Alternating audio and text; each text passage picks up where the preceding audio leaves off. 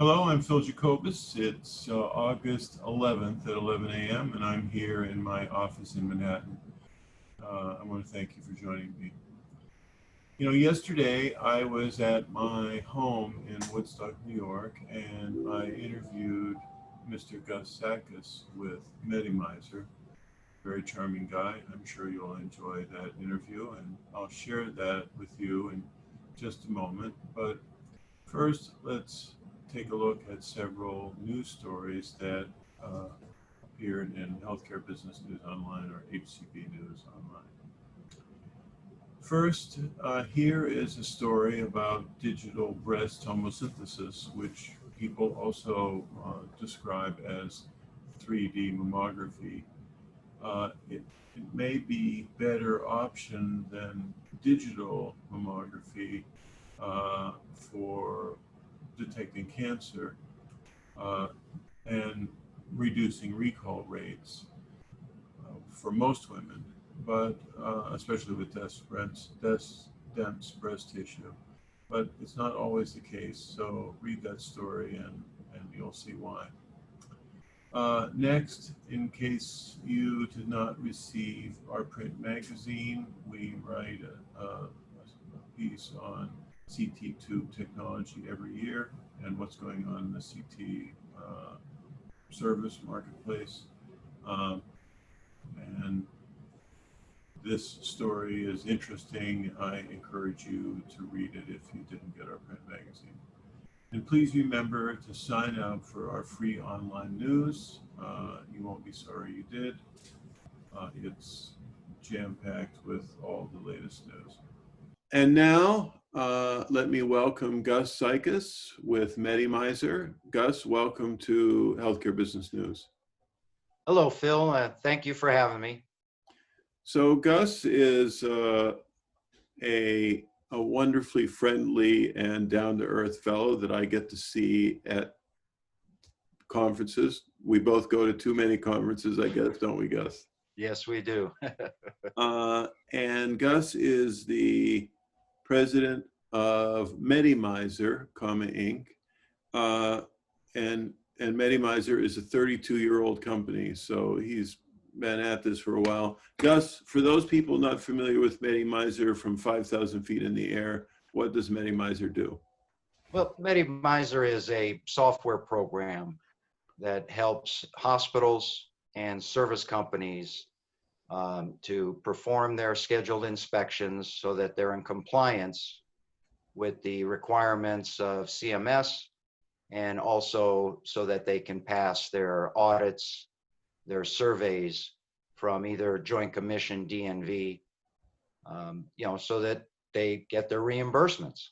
Now, is this software that exists on their computer, or is it in the cloud, or where is it?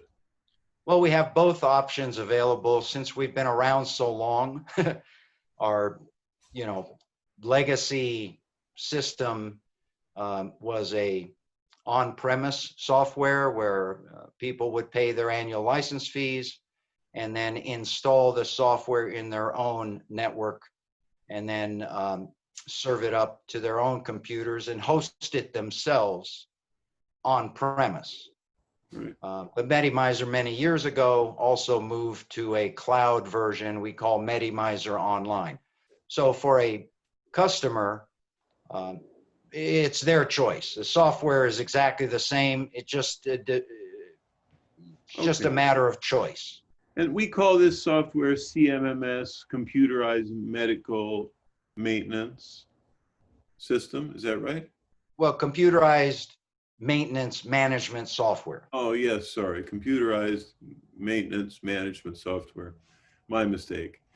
And it allows, in the case of healthcare providers, HTMs, to keep track of all of the equipment they have and when that equipment needs to be maintained. Yes, that's absolutely correct. Now, tell me, do you believe that this software has benefited HTMs during the coronavirus, and why? Yeah, I believe it has, and I believe the why is because it can alert the HTMs to certain instances. For example, ventilators have been in the news quite a bit.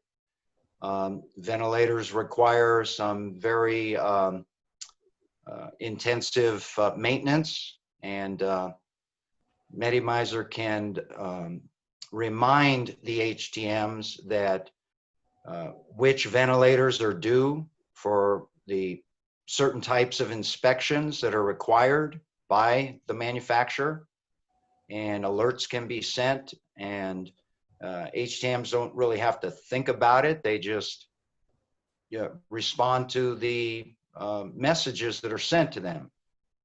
It makes it much easier because I assume I'd rather have someone remind me what to do than have to remember myself.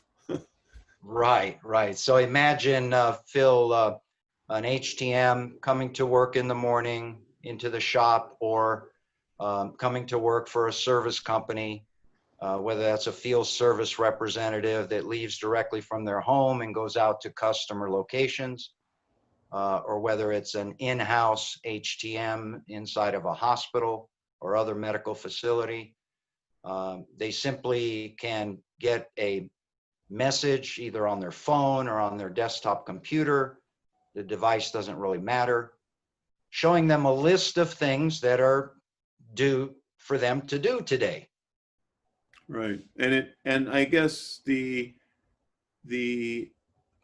using the example of the ventilator would have to be connected to the cloud or to the network, so that the number of hours of use, which presumably during the Corona period has been expanded, that it records that data to the cloud, and therefore Medimizer can notify the rep or the engineer. Yes, you're absolutely correct. In the case of usage, hours of usage, that's a very good example. The ventilator can, if hooked up to the hospital network or to a cloud network, once it's added to Medimizer as an asset in the inventory, the usage is then recorded. So if it's a brand new device, it's going to be very low, but if it's a device that's been in use, whatever the number is, right, it records. How it difficult records it and then sets a trigger at the next number, whatever the next trigger number is, for example, 1,000 hours. How difficult is it to implement a system like this in a hospital? Oh, not very difficult at all. It's 1 day of consulting with our implementation team to set up what we call the workflow or business rules, the program setup, who's going to be in charge of the software, how many employees are going to have access to the software, what rights and privileges in the software are they going to have. How long does it take to get the equipment added to the database? Well, the equipment can be added through a data conversion, data import. I see. We generally do that for the customer for a fee. We charge a fee for that. And it only takes a few days, at most a couple weeks. And then as new equipment is purchased, it gets added. And then as new equipment gets purchased, it gets added. And again, if it's purchased in bulk, lots and lots and lots of equipment show up on the receiving dock, it can be scanned in and then imported in a batch into Medimizer. If it's one at a time, any user with the rights and privileges to add equipment can simply go to the equipment table and add the asset. And this is important because part of this is why hospitals are reimbursed by Medicare and Medicaid. So money, at the end of the day, it gets back to money. It does. Now, we're just a very small piece of the Affordable Care Act and the CMS reimbursement program. But yes, the answer is yes. When there's a survey or audit conducted, the hospital has to pass that survey or audit. If not, they run the risk of losing their accreditation and therefore losing their reimbursements from CMS. So yeah, it's critical that they maintain the medical equipment to a safety standard compliant with the requirements. Well, Gus, you're maybe one of the reasons that healthcare is good in the United States, and I miss seeing you at the shows, and I miss going to the shows, and I appreciate you spending time with me today. Well, thank you, Phil, and you're far too generous with your accolades. I'm just a guy, working, trying to do a good job. Yes, but you're missing your orange jumpsuit today. Yeah, I promise you I will wear my HTM work suit, which is a jumpsuit, at our next opportunity, hopefully in Sooner rather November. than later. Yeah. Soon, hopefully soon, if not, certainly by next year at some point. All right. Well, thank you, Gus, and have a nice day. Thank you, Phil.